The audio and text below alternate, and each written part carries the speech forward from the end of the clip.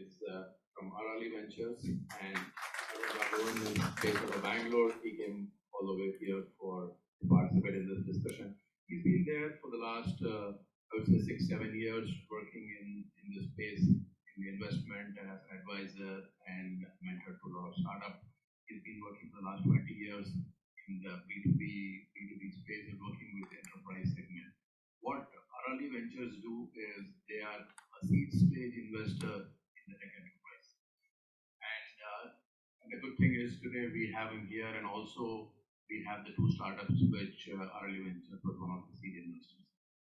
So welcome, Arun. Thank you very much. Come and take one of the seats here. I would like to next use CynLr, or I would like to introduce Gokul. N.A. Gokul is he's the founder, who is basically the guy behind the product, the design, and the brand of CynLr.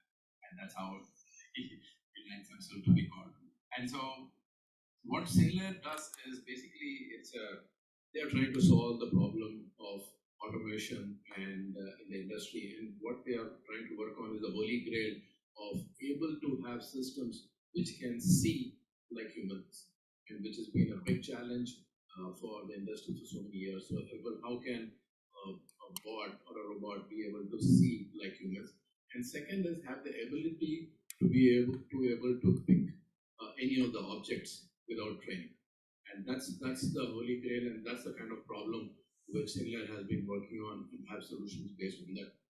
So we would have him talk about it. He's been very passionate about vision and robotics from his earlier days, and is fully very excited to have a solution based on that.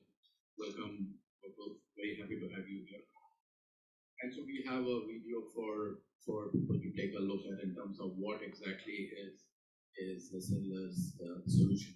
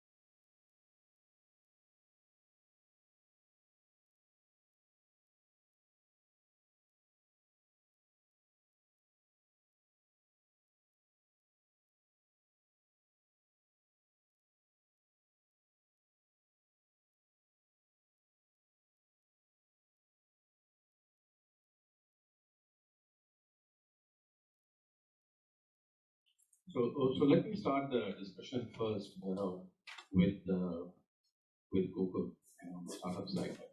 So since you have been there 2019, the startup especially on this vision and robotics, I wanted to understand from you what is the landscape of this industry, the problem and the solution. So I have had a very long journey with this particular problem. I have stayed for a decade with this particular problem, and my expertise is predominantly from vision.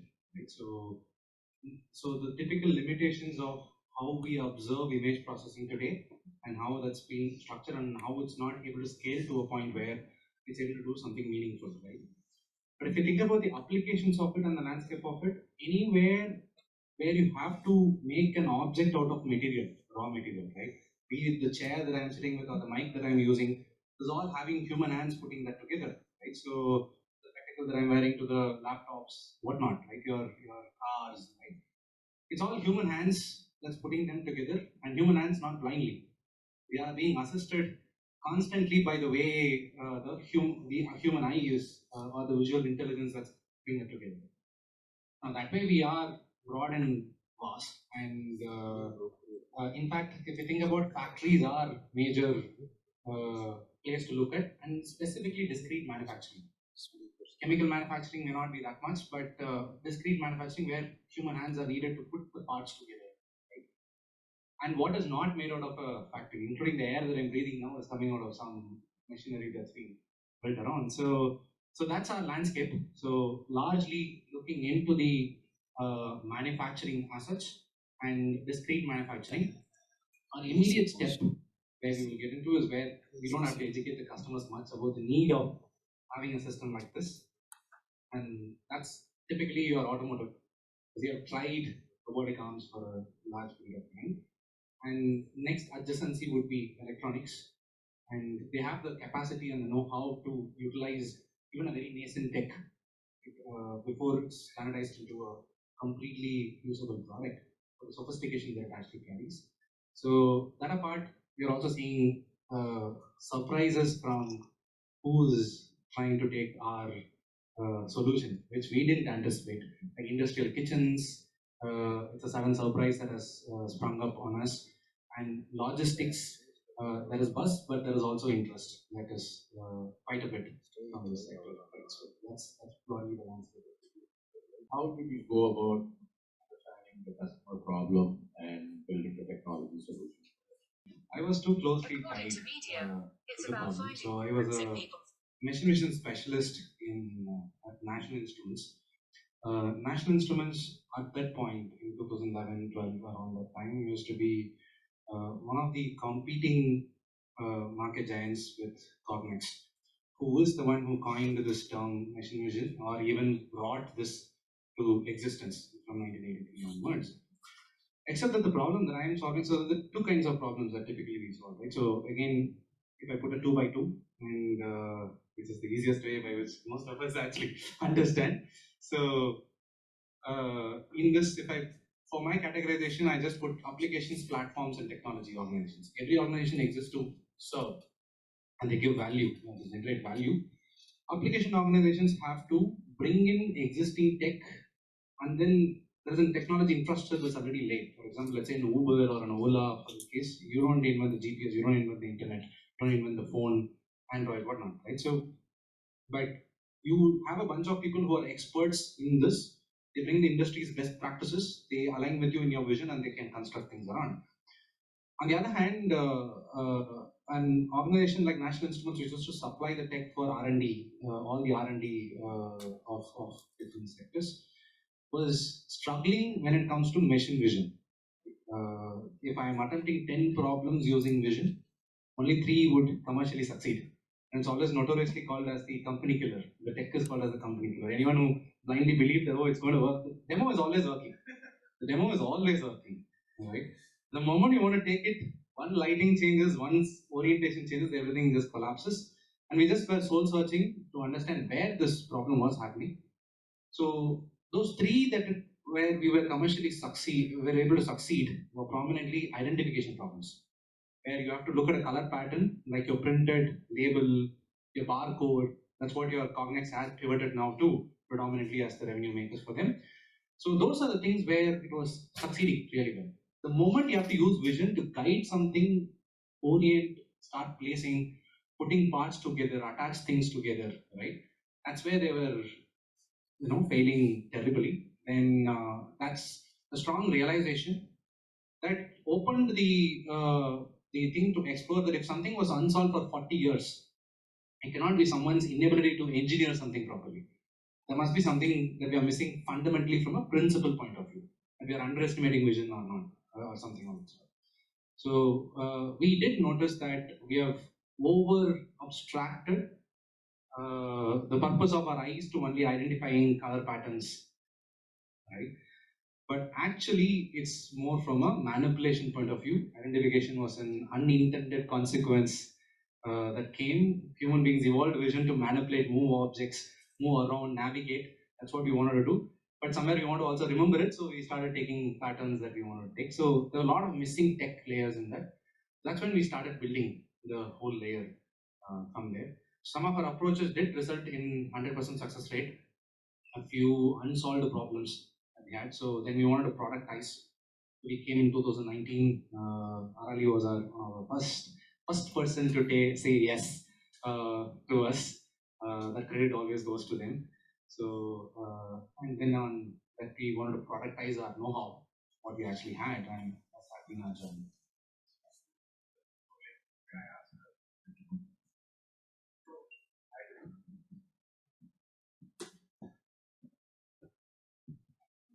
Very interesting ideas on what you guys spoke about now.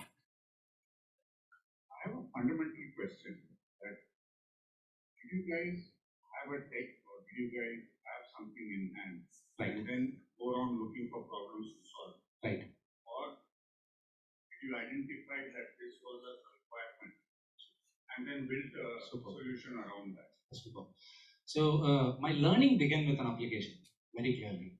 Right. So when I was in National Instruments for the case, applications came in first. I was also a new person, doesn't know anything much. So you are coming out of a college, you are excited about the fact, oh, I know all these APIs, libraries, apply that, it's not working. Then you start digging in, hey, because most of us, I will apologize for the term that I'm going to use. We have ants growing the moment we take some black box API, feed something, it just works, and then we think that, oh, we have become Iron Man the very next day, right? So I was also in the same boat. But once it doesn't work is when it teaches you, right? The problem actually programs you. You don't program the solution for the problem. Based on the output that it actually gives, you start looking back. That forced me to somewhere the groundwork was laid down when I was in college itself, because I was trying to build a product somewhere. I had the clarity that, hey, I don't have the clarity that I have today, but somewhere that fundamental classification was that project is different, POCs are different, product is different. We are trying to make a product.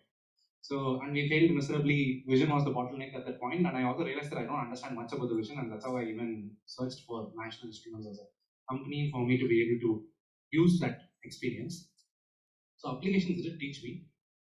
Post that, you start seeing a general pattern. Once the data is available and then you start seeing that you attempted and then you failed in so many problems, you start closely observing. Then it starts getting to a principle level. And your technology, so this word, a lot of us confuse this algorithm, technology, so many words that we throw around, but fundamentally it's just knowledge or study of technique. That's what technology is. And technique is nothing but a know-how, a step of procedures by which even if the inventor is not there, someone else is able to replicate the output. Right? So that was our, because that's what we are selling. That's what we are selling as an OpenCV library or National Instruments products, whatnot. Right? So I need to get to the know-how, the approach, right? So that I can apply that for a variety of different problems. So that's how we transitioned, and then focus was very clear about me trying to bring that know-how. Except in a hardware, it's much harder. If it is, that's why it's hardware. So if it's a software, you could just, your investment is just a laptop, and you can just start coding things, right? I can't make a prototype. My entry barrier is very heavy. I have to already invest crores together to even, I have to do a $200,000 for me to get one setup running in this case, the robotic arms and things and whatnot. So the only other way is borrow the customers. Right? So go to the customers back, pick the problems that they struggled. Some of the problems were like 5-year-old problems that they couldn't solve. Pick that, and that's the only problem that they'll test with you, because you're not having a large organization backing you. Your ability to deliver is always in question. So they are like, okay, anyway, it's gone. Let me try with this guy at least, right? So that's how we picked those problems, and the consistency came with the approach. And we thought, okay, we have something to go back and get the capital needed as a cash, as a commodity for us to get this. So that's to give the perspective. Right? So all of us have heard about this 1-inch punch from Bruce Lee, right? So probably it will break your leg or whatnot. The robotic arm that we have, the 70 kg to 100 kg iron, can move at 2 meters per second speed.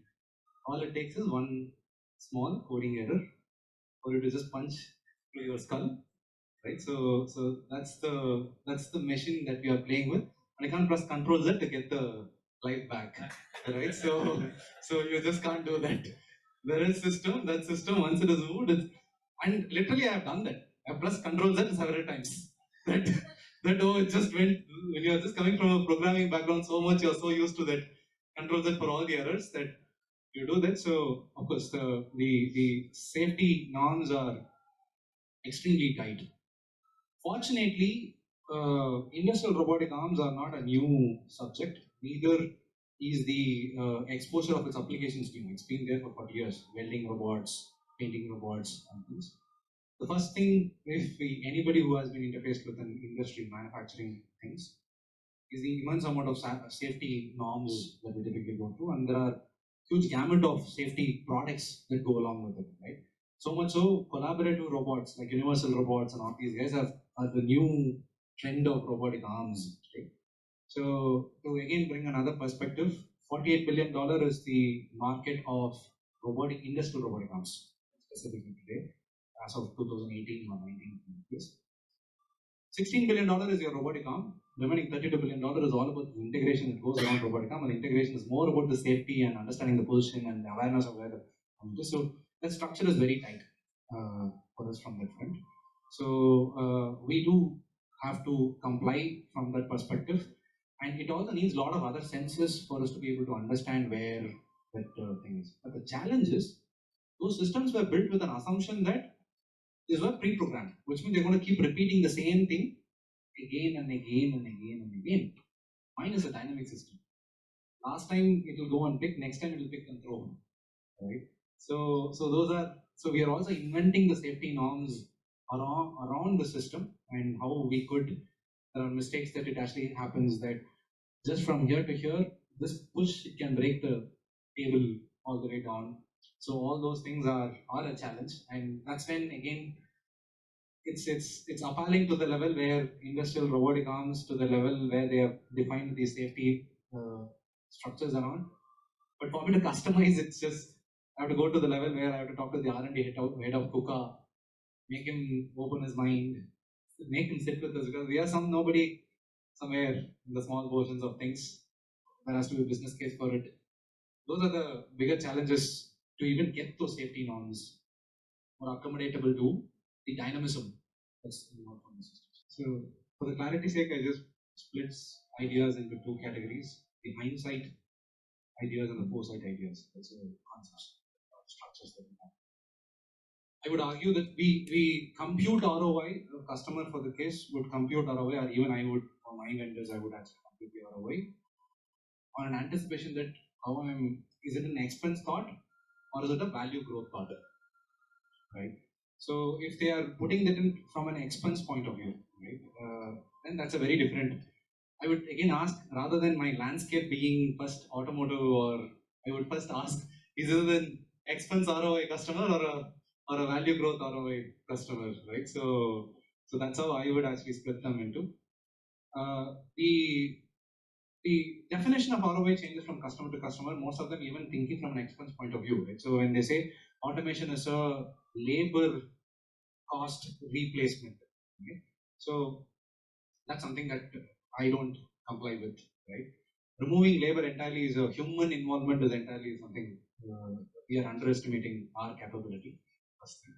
On the other hand, it typically comes from this 2-year ROI, 3-year ROI comes from your working capital recovery perspective, right? So wherever, however they are looking into, and you might be talking to in the hierarchy of the organization, you might be talking to the one who is getting the thing done.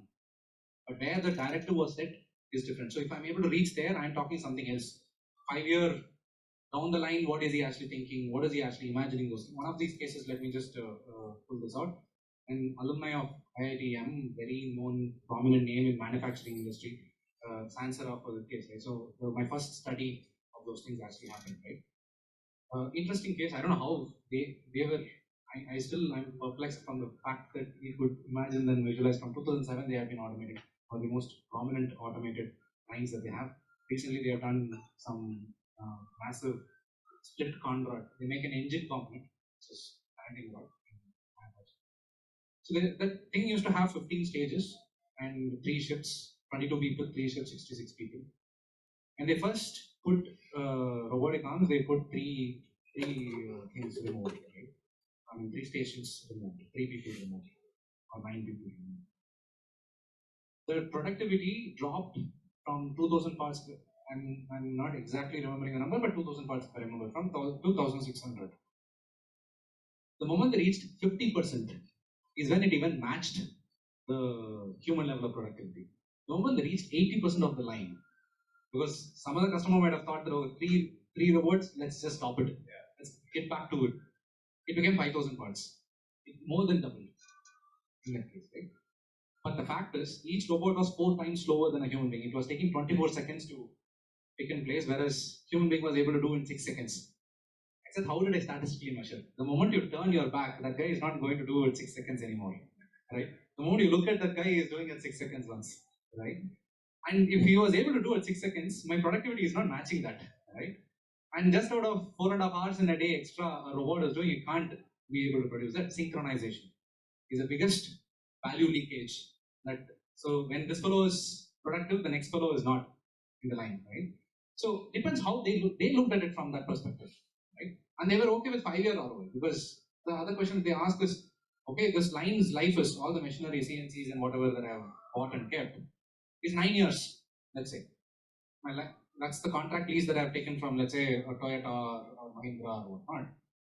I'm going to still pay those guys for the 9 years, right? I'm still going to pay for those 9 years, right? Machine is at least I'm talking about return of investment at some point where I'm able to get the working capital back. So how am I assessing that? And what perspective am I assessing that? Am I looking for an investor for my extra capital expense in my automation? Or am I looking to the market? Or am I looking to, so which is the customer? Right? So that we actually pick to supply my capex cash in those cases. So the ROI that way is more sophisticated, and I would recommend that there are different customers, because often we come with a hearsay term and then we assume that since the majority of society is benefiting out of it, I'm not saying it's not working, it's benefiting out of it, we start borrowing that method and then start applying everywhere. Maybe that's something that we could invent. ROI is still relevant, but the method of calculating ROI is different for each customer from even the same industry. Going back to my earlier days of selling technology or selling, you got to make the communicate ROI very differently at different levels. In the case of Gokul solution, if you go to the plant manager, you're just talking about maybe FP replacement, maybe if you're going and talking to the senior head of manufacturing, whatever, you're talking about flexibility in the line, you're talking about the ability to go and change your products very quickly, you're talking about minor, smaller batch sizes and stuff like that. So I mean, it's actually more consultative selling and the art of the possible sometimes in terms of ROI than anything else, right? Because otherwise you get boxed into, okay, are you replacing 10 people, so you just 30%. In fact, the way I'm just adding on to a small portion I want to say, very specific to my problem and my siloed vision, right? So this is how I am imagining it, right? So if a customer comes today, he will say that, hey, that machine which is supposed to pick that cap and then put that on top of the bottle is a day. Can you just make it? Just do the first 2 turns, the next turn will be done by another machine. And you will just spend another 2 years making the whole machine, then all the machinery complications. On the other hand, I am going and then telling them that, hey, you have a laptop today which is processing a variety of different data into information that you want. It's pulling that information out of it. Why are we not having one machine which is universal, right? So one machine. Why don't we have one machine which is able to pull out that you're just, imagine there is like an earth and then you just pulled the chair out of it. Just subtract all the other things that happened in between. That's what it literally did. We pulled from a mud, we pulled to the shape, right? What if I have one machine which is able to do that? Right? What if you have one factory which is capable of producing anything and everything? So you're insulated from your EV changes, from your, so that's the talk. For them, it's like, oh, what are you bullshitting, right? So, but it's a science fiction for somebody else, right? It's a possibility of my investment into crores. That one line would cost 300 crores for them to put together as conrods, 30 crores, sorry, numbers wrong. So for them to put together. So how am I insulating that when an EV comes, right? So that perspective is, then how am I seeing the ROI in that case? Right? That perspective is entirely different. I'm saying I'm making object computers. Right? Imagine your factory like an object computer. So again, those layers where we talk, whom do we talk to, and who is able to relate to it. That's how. Okay, can I? Yeah. Start with, I'm very impressed with both of you. Tech startup to have had deep an understanding on ROI. I think it's phenomenal. And I've seen that very, very rarely. Thank you, sir. Thank you. I have a question. You guys talked about the challenges of selling from an ROI perspective. But for a deep tech startup, I think one of the biggest challenges is for the customer to accept that this can work or will work. And he's trusting a startup. So what I call a leap of faith. If the guy was spending, let's say, 1 lakh, I think it's an easy decision. For both you guys, it's not a 1 lakh sale. I think your typical value would be a few crores. Yes. Yes.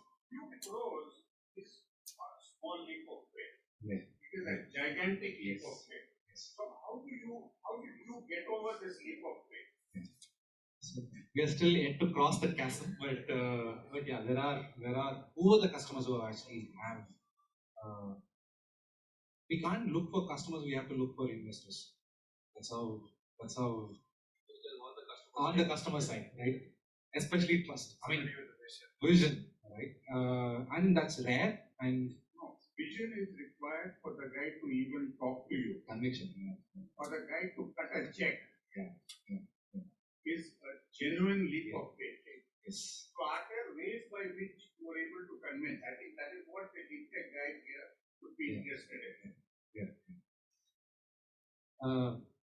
So that again, it's always is about the individual. I'm putting it. I wouldn't be able to, because if I was able to productize that leap of faith, then I would have already sold a lot many systems. It's few customers who are betting onto it. One thing that we might underestimate is that connects matter a lot. Knowing people matter a lot.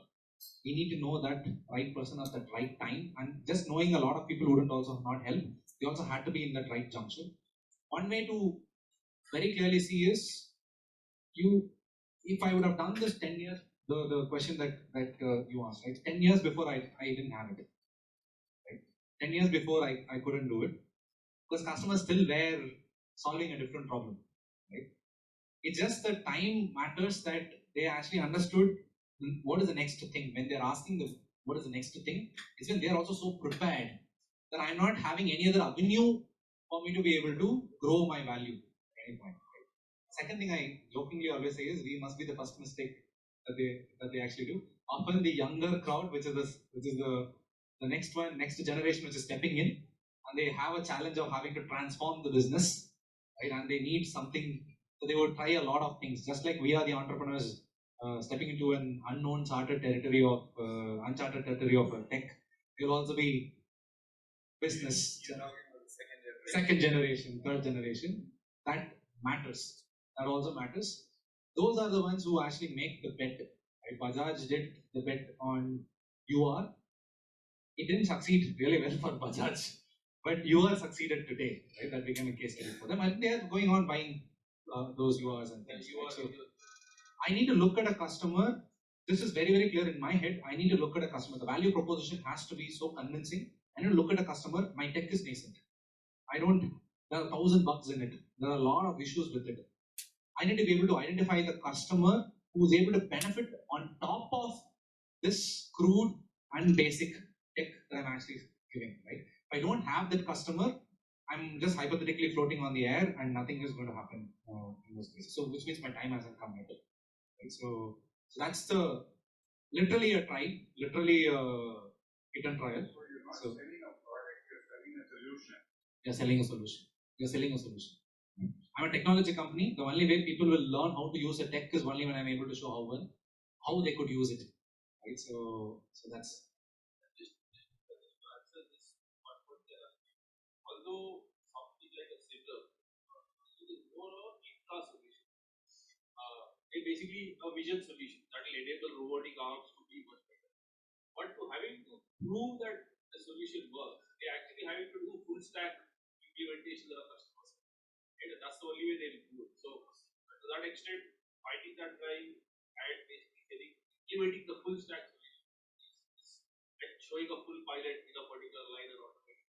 And that is how they actually got to where they are. And somewhere we have to invest from the, we might actually do only from the hardware point of view, but we would, the investment of the effort has to be entirely there. You can't charge them on those basis. It's like, can you give us a line, we will show you that it works.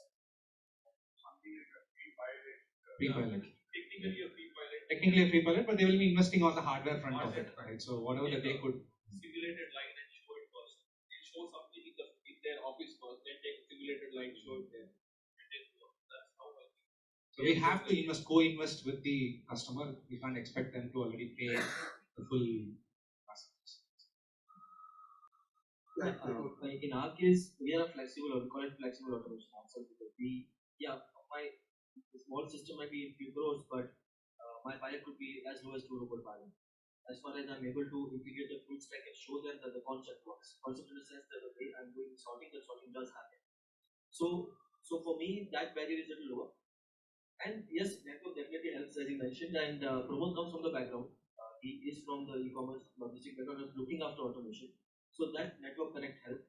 And third thing that helped us was the gap in the industry. Like in sorting, there's no special company who does just sorting.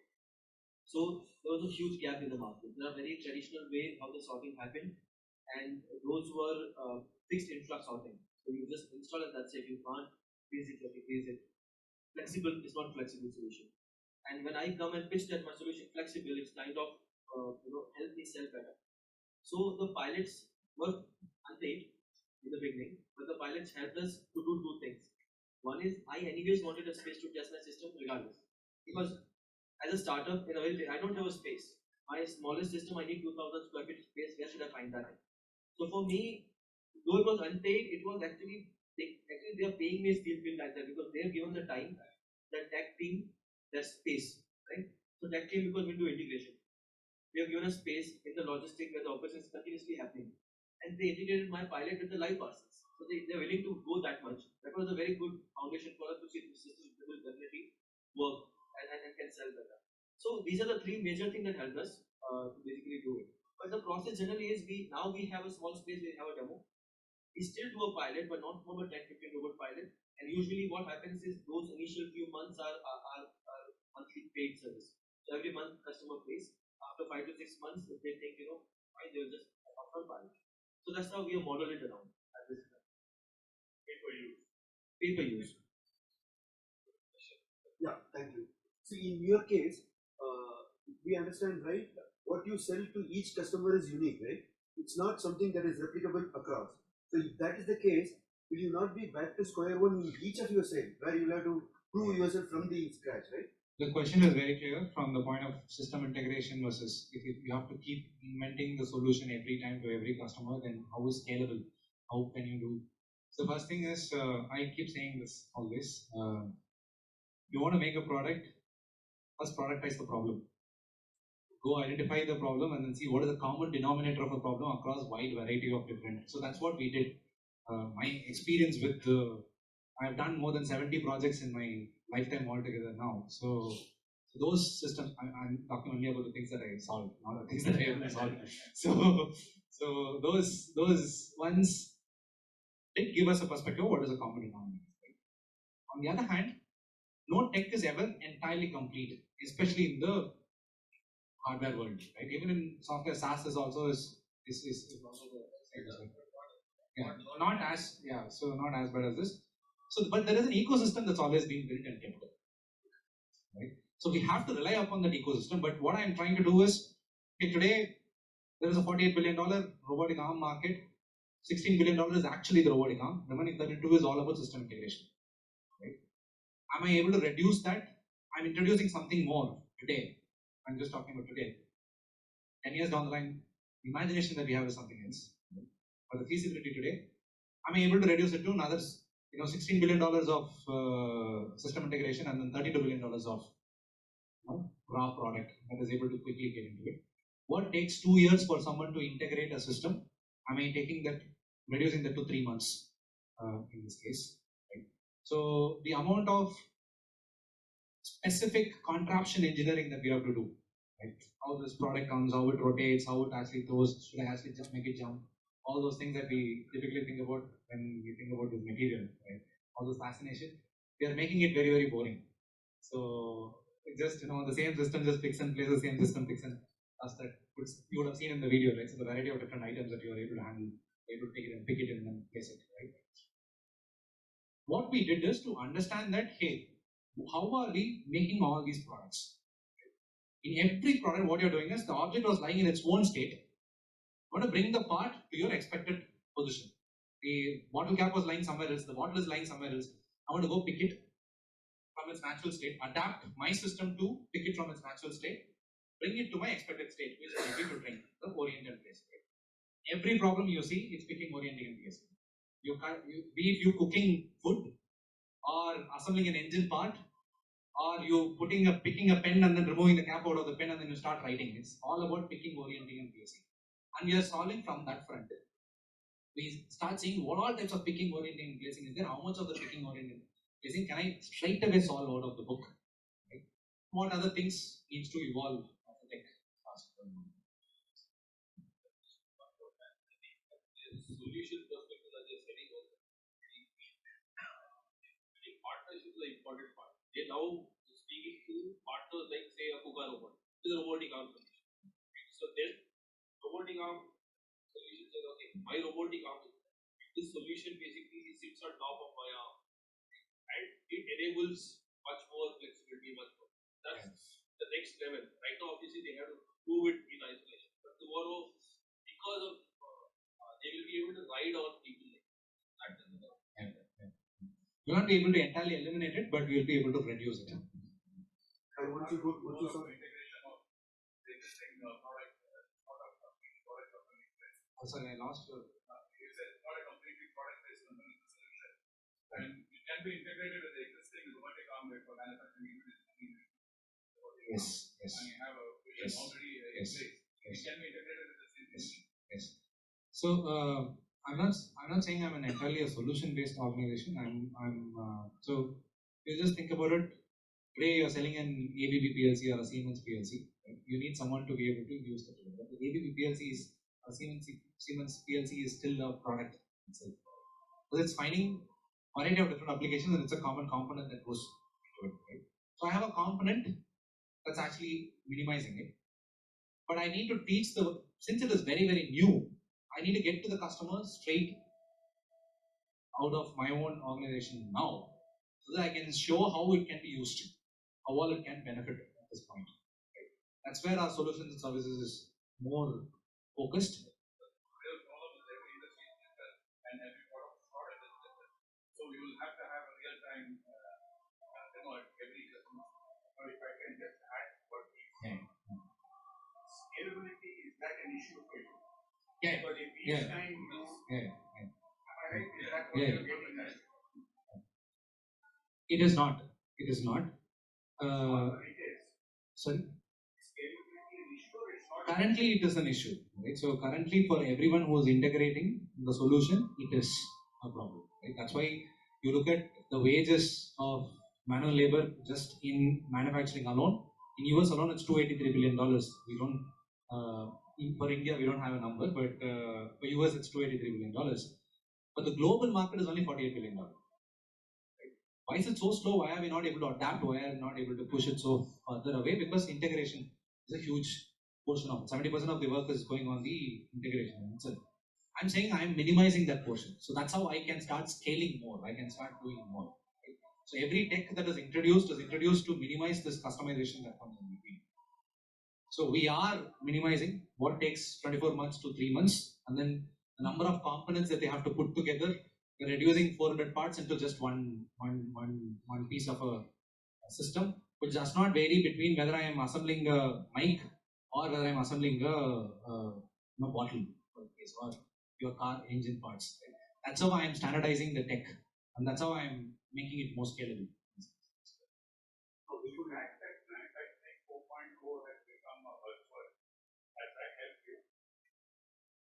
it has helped more from an IoT perspective. I think it's yet to help us. I will wait for that. So we are trying to push the narrative. We are trying to push the narrative.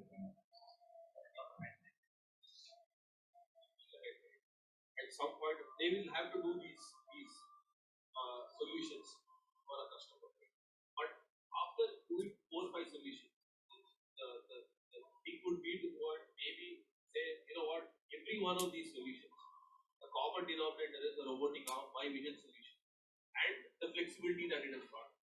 And it is almost like selling Intel inside, right? Kind of concept. You got to go back and say it's similar inside, and that's why a robotic arm is much more flexible. And once they've done these 4, 5 pilots, 6 pilots, because at the end of the day, in a discrete manufacturing, there's only so many combinations. I mean, it is picking up, orienting, placing, realigning stuff. They're able to solve 4 or 5 problems, then they have to go and start talking that language.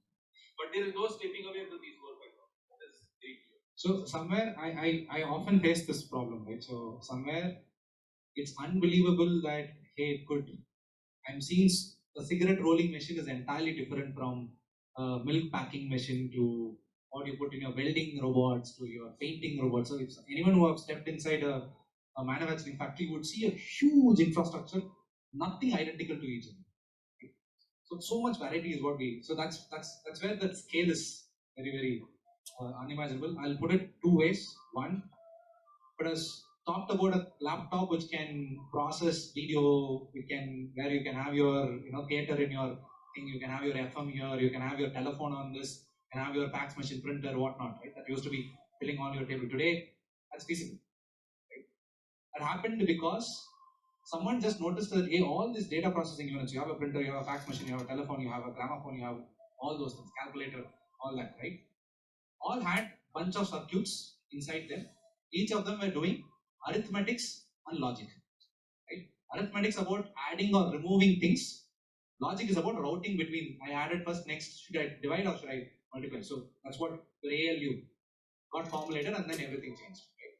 Today, in factories, if you just remove that outward appearance of it and then start granularly noticing it, in every manufacturing, all that you have is there is a system which is removing material or adding material. Correct? You have a raw material that you'll bring. You remove the material in a different way, it becomes a mic, otherwise it becomes a chair. Otherwise it becomes that stand. Right? Steel that you're rolling or your plastic or whatnot. Only thing is you have to put together multiple different parts and multiple sequence of activity. That's where your customization is coming, which is your conveying systems. Right? Except your conveying system is a 2D conveying system. Right? A robotic arm is a 3-dimensional conveying system. Except the parts don't, you have to be able to arrest the parts orientation in that exact, but tilts a little bit today, a robotic arm, not even this much, just tilt this much, a robotic arm will go and foul on this. You will not know what it is supposed to do, any system. So your effort is actually not going in making sure that robotic arm goes and picks it, to ensure that it is in that exact position. So you will start putting a conveying system, you start putting some belt that holds that upside down, all that circus that we are doing is all about that customization. Except a human hand, you look at a human being, how many variety of human beings do we see? Do we have different human beings for, you go to a cement factory, there is a different human being, to stitch a cloth, there is a different human being, to put together your cars together, do you have a different hand and different human being? No. You have the same, that guy will work there, next day you will go to a telephone factory and he might actually work there, or a mobile phone factory, or third day you might go to a garment factory and then you work there. It's the same faculty that is being used, physical faculty that's being used. What's lacking is that coordination between all these faculties. That's how we are simplifying the whole process. I'm just saying everything is nothing but your manual effort that you're putting to put them together. And then manual effort has already been simplified.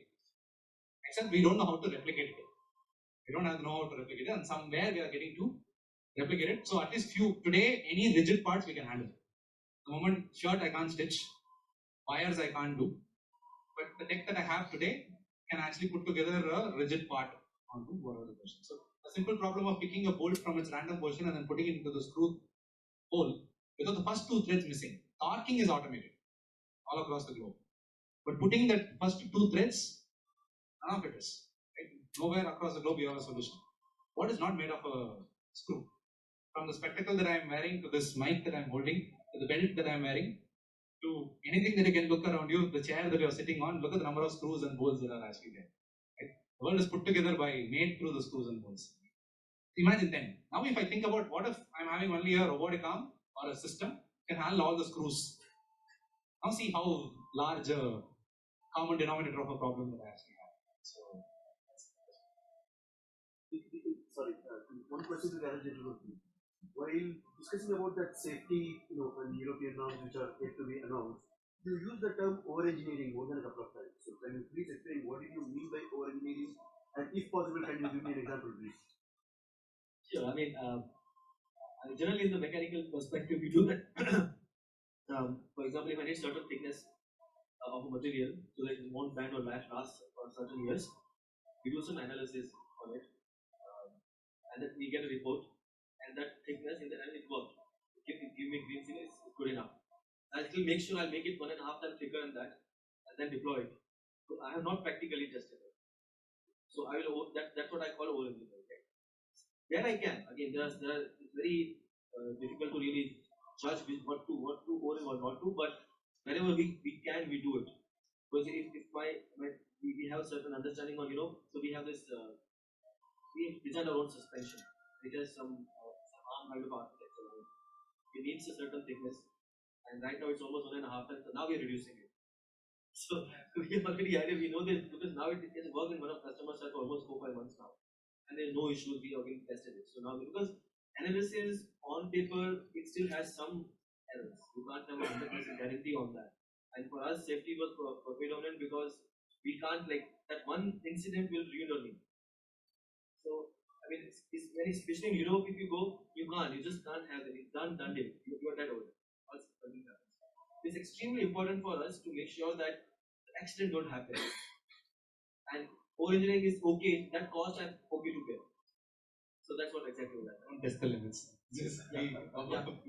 Good. I mean, if anything can go wrong, will go wrong. So we assume that, and we just make sure that we don't take it like. I think very interesting discussion so far. I think we will keeping time in mind. Let me just go to the last question, and that's let me start with Lucia. In terms of what's the advice or your experience which you will share with foreign, especially in the area of automation? For that. But yeah, one thing I definitely would say is please delegate. Don't trust yourself for everything. Especially in the deep tech world with the hardware and software, it's difficult. You have to delegate, you have to trust. And for that, hiring the right team, the initial team that you have, if you want to delay your company by 1 month, delay it, but hire the right people in the beginning. Because in our case, we need electronics, we need control systems, we need systems engineering, we need software engineering. In software engineering, we need a hardware. We do a programming right on the machine language, two on our robot, two on our server, and we do program on a cloud. So it's humongous thing that we do, and we need the right people to trust and delegate who will basically lead that particular domain for you. So I guess that's very important. And in early stage, you might have even 3 people. Another 2 people should be that trustworthy as well. You should be able to delegate the work to them.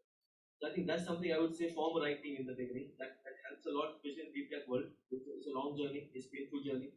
We have bad time, good time keep on happening. So I guess that would I would say. Other advice is I don't think I have a maybe not but what's similar. So there are a lot of interesting learnings. So I just can't say just one. There are a lot of things that you will anyway learn. So that has to be your learning. Be aware of borrowed knowledge. There are a lot of principles floating around. They tell you do it this way, do it that way, do it. Right? Have that critical thinking to objectively understand what works. Society has a tendency to universalize one thing that works for everything. Right? One size fits all. There is no one size fits all. So be okay with it. First thing. The second thing is, we, especially as technology, this is deep tech, so there's a lot of tech excitement is very heavy, and we kind of differentiate tech from my problem that I'm solving is not the machine that goes in, picks up the vision that is there, or all the machinery that is there. My problem is the company. I have to build that company. It's those minds which are going to get that. That's exactly what Syed also is putting very clearly, right? Delegate is one thing. and very clearly understand the fact that it's minds. I also put team is the tech that in my career page, right? So it's the combination of the people who are going to get that thing out, and they matter the most, and understand that it is that you're engineering. You're not engineering that mission. You're engineering the know-how, you're engineering that ability to think in that particular way, and that thinking has to happen synchronized with so many other minds around us, right? And we underestimate it. Largely, the statement might logically make sense, but I still underestimate this statement to myself, right? So at every point, I'm underestimating it. And the moment that comes into, don't restrict it only to your engineers that you're actually getting there. Engineering is a mindset, engineering is never a degree. Engineering is never a thing. You need to get engineers, but you also need to get engineers from finance point of view, you need to get engineers from law point of view, you'll have to get engineers from accounting point of view, from purchase, logistics, whatnot, right? Only then you could move things, right? So if the motor guy stops giving the motor to me, I have the thesis, I have the theory, but I don't have the system which the customer needs to use, and customer does not care what you actually, for him his pain needs to be removed. That's what he is paying for, right? So, and just having something working as a prototype in your lab is not enough. It needs to work for the next 5 years, earning him what he paid for, right? That's a entirely different thinking. A lot of your tech may not work when you're thinking that for 5 years, and it will be often too late because our own work will become an impediment. Because half the way through, we have put this much effort, we are scared to go back and then do from scratch, right? So not anticipating your customer is the technology problem that you actually have. It's not the machine going and doing something, picking something. So that I would because tech you will figure out, right? So we all will figure out. So, It's nicely said, right? What is the company's culture? People ask us, and I say, it's my team. I mean, they define the culture. We are not going to define the culture. Like that, right? We see a lot of as an investor, we look at a lot of frontier technology, whatever, right? Deeptech, whatever you call it. The one differentiating factor is the good teams and companies that actually hopefully want to do well, right? Companies don't go very far. Is the companies that actually will want to do well are not building in isolation. They're not building in a lab. They are never building in a lab. And it is always contextualized to a real life problem. Because you might be building something like a solution that can be applicable across 10 industries. But they pick the best possible one to go back and attack. Build it, validate it, and then go on. And that is the way we look at it. That's a clear hallmark of a better team compared to someone who's building it. So if you're building deep tech solutions or whatever, please go and get validation much more than a software. Software you can build it, you can put it out on the cloud and get people to test it, give you feedback. Here it's a 4-year gestation period. You don't want to go at the end of 4 years and build something that no one wants. You want to start in software, customer pays to test your product. You can't do that here. So here it's even more important. I keep telling the ability for you to understand a customer and having a GTM sort of not go to market just to sell, but understanding of a customer, whatever you call it, is much more necessary in deep tech rather than even in I totally agree with that. And we will actually open it to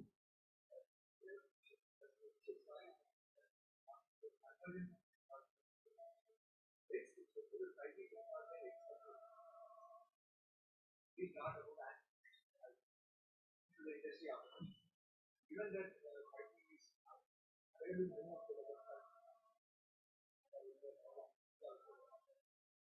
your readiness, do you think that unleash some business potential for the current stand? I think it's more relevant to Shahid than me The mobility, right? from the mobility perspective. For us, it's an indoor application, right? It's an indoor application. We start with the same noise was there for 4G also, but we never really trickled down on robotics. The thing is, even today, 5G companies are approaching us to do a demo with them, and if it really exists, it makes sense to us because most of the warehouse where infrastructure and network is not there is a challenge for the customer also because the network also doesn't work most of the time. So it does help if the technology really comes to the way it's supposed to. Right? But infrastructure is tricky and even 4G is still not stable today in most of the places. And especially in our industry, the warehouses are outside somewhere where even mobile doesn't work most of the time. So as a technology, as you know that big name coming up as a 5G is good, but we are ready. For us, is not much of the change. We actually tested it. One of the Airtel was behind us, like they wanted to do something, and they gave a. It's not a big deal for us to change a network component for us. But the technology, if you ask me, it's I think it will be at least a decade ago to really come on to reality on the right? Our customers' networks is the indoor warehouse 5G will not work. It's what we know, and it just they are all using this term to basically have the 5G people adopt it. Consumer adoption is more it's a marketing to be honest than more of any industrial. As a tester, typically, yes. And 4G has been now adopted to one of the car techs now. You see most of the connected cars, they are coming in, but you still see the problem. Most of the time they're not get connected. I thought it's not the help. You are looking at 5G as more of a connectivity technology back from all those networks like the new architecture there. See, network gets very That's simplified. what being promised. You know, I understand in reality what it is, you don't know that. But So network becomes very simplified though. Yes, and edge computing might not be needed if 5G is really good. We don't even need to put any infra in the system. We just bring the robot, that's about it. But that doesn't happen in reality. The network doesn't get that stable. That's the challenge. From a technology evolution point of view, way we look at it, we say technology, anything like this, will first be adopted by consumer. By the businesses that are serving the consumer. Take VR for example. So that you think it has got great applications in industrial, in industry, in medical healthcare. Gaming is the one that basically is the biggest adopter. And over a period of time, it will be built. And at some point when it is stable, is when say even for say in the industrial scenario, maybe they will use it for training the operator on how to work, training people. But I don't see the proliferation of any new technology going straight into say something like an enterprise application. The enterprise are by nature very conservative. They want to establish things work because if things break, that's it. They never go and test something. They might do it in a lab maybe. This is a more involved. I was an RF specialist in Chennai. My last title was RF specialist. The thing with which we underestimate the intelligence of the human being coming in between. Right? So when we are trying to apply for the machines cannot take decisions to make corrective utility of use it still when it's nascent. So that's why. So there is a term called machine vision. There is a term called computer vision. Often we confuse machine vision is never heard of. Computer vision is what we predominantly have heard as a term. Right? Computer vision is where a human being is in loop. You're augmenting information only for a human being to start taking decisions on the front. Right? Machine vision is where the machine is supposed to start. If that object is not present properly, then it is supposed to say whether I'm supposed to look like this or not. You don't even have the faculty involved in any of the systems. Right? So it also adds to another point, another learning that we actually had. Never bet your tech on another nascent tech. Right?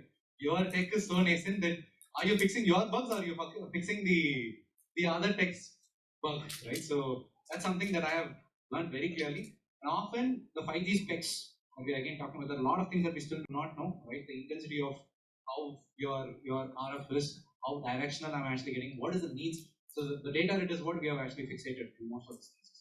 The needs are many. Right? It could be directional mechanisms by which I can actually handle. We still do not know how exactly are we going to achieve that, how consistent it is. We look only about the peak that it can actually achieve, not the consistency. Consistency will always be tested only if there is a broad spectrum of people who have actually utilized it. So even for us, it came from a perspective that, okay, why are you doing all your computing on the edge? For us, it's more than a GB of data it generates in a second. And as a thumb rule, we don't compress images. But if 5G is there, could you put a centralized server for the whole line and then you could? Yeah, if it is possible. If it is. the reason why I asked this is that the Chinese forward, they don't B2C as a target. The B2C is not ready for it. So they're not ready to, then they don't see the exponential value. That's a value. Right? All this happens, there is an official income. What we see that is they are going to B2B only because they are taking 30% to B2B now. What the analysts are saying is and also tracking it. But they'll take it because they want to prove it, but unlikely that anyone will fight. I mean, historically, right, every technology just goes first to consumers, gets supposed to succeed. And your question was very right. I mean, people do ask us that. But I'm just giving a perspective on the industrial perspective, it's very tricky to adapt. Your point is kind of valid. It is B2B that if the tech is nascent, you need somebody to bite the bullet. It's too costly. There is no volume that is actually going. I'm not able to formulate the application for it. In my mind, I'm not able to formulate the application for it. Probably it might be a B2B somewhere as an R&D infrastructure for somebody to put in between, and then somebody else picks up and then starts growing on top of it, and then somebody figures out some commercial application for it. Starts becoming very short range wireless communication. Maybe the 5G gets into your Bluetooth kind of a tech first before it gets into a long range. I'm not sure, but B2B might be the case. We will, any other questions before we would like to wrap it up? It's already late, you guys have to take a flight. So, thank you, Arun, thank you, Gokul, and Shahid. It was really very interesting discussion, and thank you for all the participants and audience and also people who are watching us live. Thank you very much.